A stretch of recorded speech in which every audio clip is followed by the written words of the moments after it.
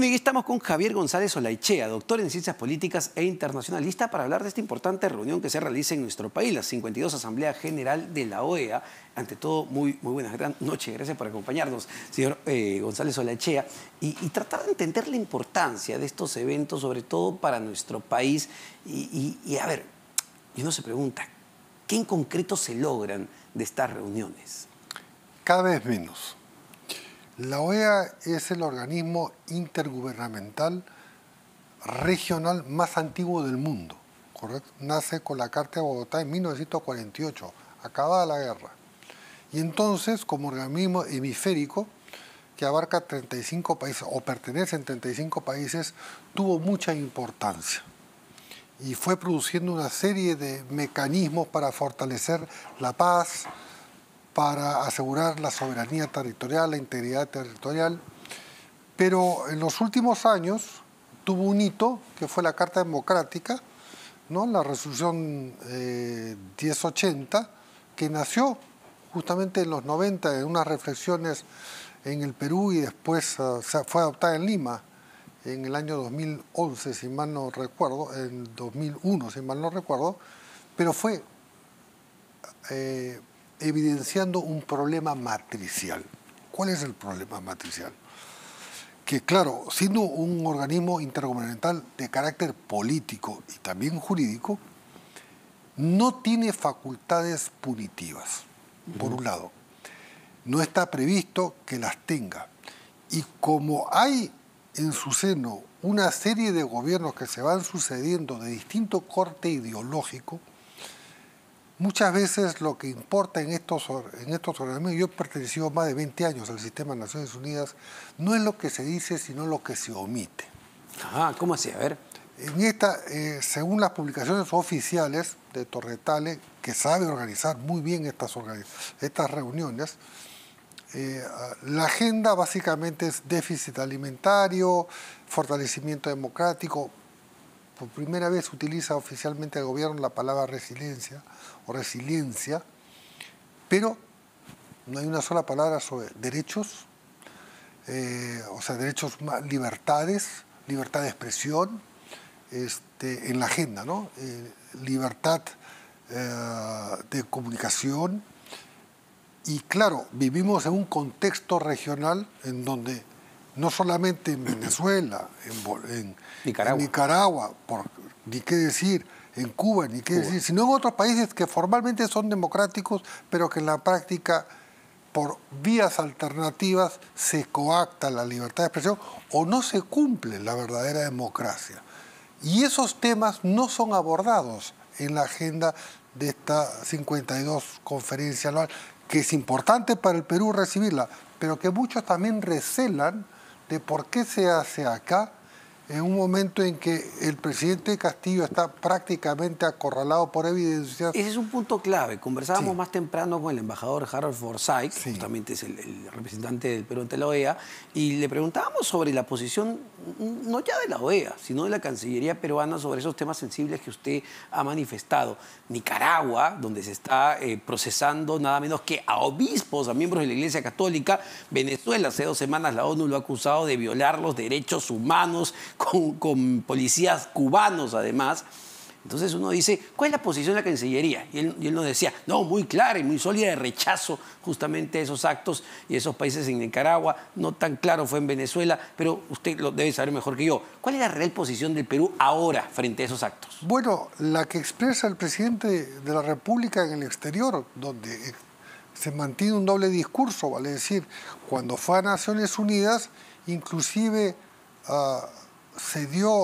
tuvo el mal gusto de hablar de que la oposición hacía obstrucción y que hacía control político, que pretendía decirle al mundo entero en Naciones Unidas que debemos vivir en una autocracia sin parlamento que haga control político, que además es parte de su papel fundamental. O sea, evidentemente la Cancillería ha perdido una tradición, mejor dicho, la ha puesto de costado. No quiero decir la ha perdido, porque yo conozco bien Torretale, he sido profesor de la Academia Diplomática hace muchos años. Ha extraviado un poco el rumbo Y claro, en otro canal, en una entrevista hace una semana o 2 semanas, me preguntaban qué significa tener 4 o 5 cancilleres en 14 meses.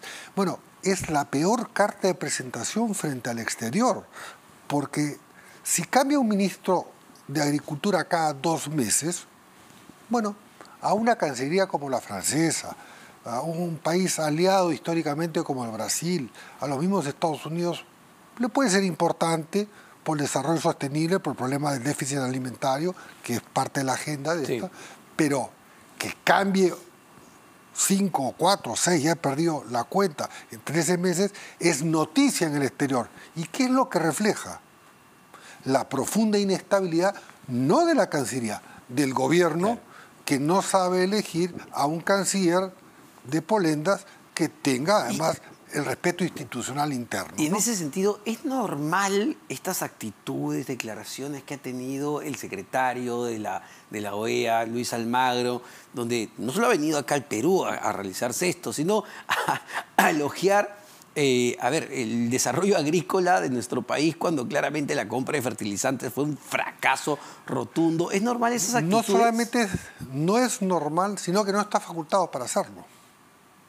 Es decir, el secretario general representa a la organización, pero el órgano político es el Consejo Permanente. Y el Consejo Permanente está integrado por los representantes de los 35 países miembros de la OEA. En este caso han faltado 3, que no se explica, mejor dicho, no se explica bien por qué no están. Bueno, Cuba no forma parte, Venezuela no ha venido, ha tirado por la borda la OEA hace tiempo, y Nicaragua. Pero claro, como la agenda, digamos, no comprende libertad de expresión, no habla, por ejemplo, no está previsto en la agenda que se trate de un problema realmente lacerante en la región, como son las migraciones, es decir, el derecho humanitario de millones de personas que están saliendo de sus países porque escapan de las dictaduras. Y que es algo visible y real. Correcto. Perú es un país, yo no quiero decir afectado, sino involucrado en la migración venezolana. Más de 1 millón. No, 1 millón, otros dicen 2 millones, digamos, estadísticas van y vienen. En la agenda no está el problema humanitario que genera al país que recibe la migración. Mudos. En la agenda no está. No quiero decir que después en una declaración, que normalmente lo que se produce son declaraciones, pero esas declaraciones vienen siendo negociadas siempre. En todos los organismos, cuando llegan los representantes al evento, las cancillerías previamente están negociando los documentos que ofician, porque en 2 días no se va a parir una declaración. Pero las declaraciones son lo suficientemente vagas para que no sirvan de mucho, desgraciadamente. A ver, le hago una última pregunta así directa. Con esta visita y con las declaraciones de Luis Almagro, ¿lo que buscan es lavarle la cara al gobierno de Castillo? No, lo que pretenden es vacunarlo. Va a decir, obviamente el Perú, la Cancillería, el gobierno Castillo, que ha sido apaleado en las urnas el día domingo, ha gestionado ser sede de esta 52 asamblea. ¿Para qué?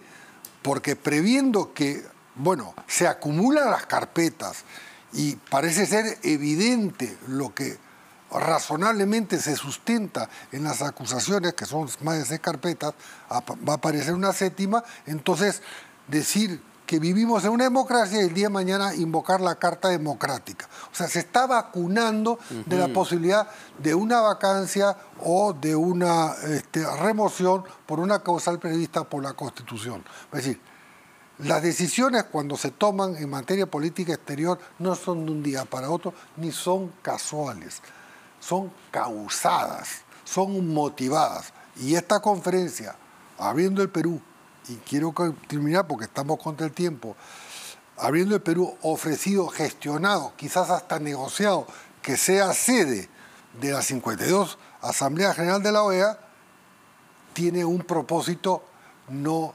declarado, ¿correcto?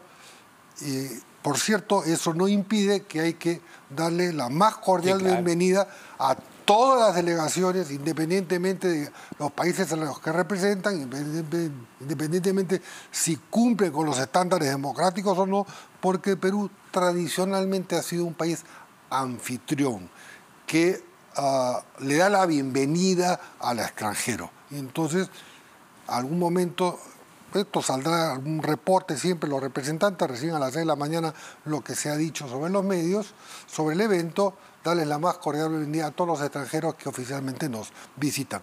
Pero que tengan bien en cuenta que visitan un país que está atomizado políticamente y cuyo gobierno no tiene brújula, casi diríamos que no tiene capitán. Muchísimas gracias por su análisis. Javier González Ollachea, doctor en Ciencias Políticas e internacionalista, porque hoy comenzó justamente esta 52 Asamblea General de la OEA. Nos hemos pasado un poco de tiempo, pero valió absolutamente la pena. Señor, señora, nos reencontramos el día de mañana, minutos antes de las 8:30 de la noche, porque usted muy bien sabe que al final todo se sabe.